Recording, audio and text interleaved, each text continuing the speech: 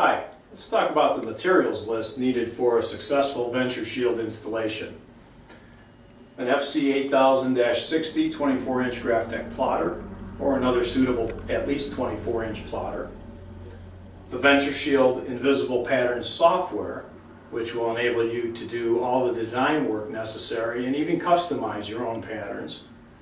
And then finally a roll of the VentureShield 8mm paint protection film.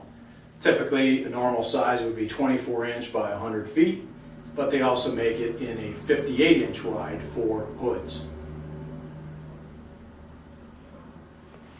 As far as a successful installation, you'll need some basic tools. 3 32-ounce spray bottles. In the first one, you'll want to use 3 to 5 drops per 32-ounce bottle of some baby shampoo.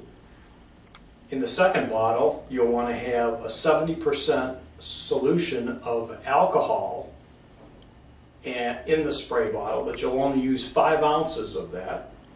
And then in the third bottle, you use some denatured alcohol.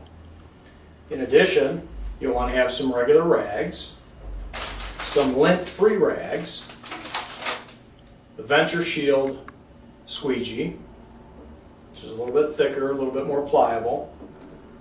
Also an x-acto or olfa knife, and finally a heat gun. There are really 7 basic steps for a successful VentureShield application. You want to clean and prep the vehicle. Using the VentureShield Invisible Pattern software, you want to choose your vehicle, then go ahead and cut the pattern with the cutting plotter. You'll remove a protective cap sheet. You'll weed the excess VentureShield paint protection film. You'll spray the vehicle with the slip solution.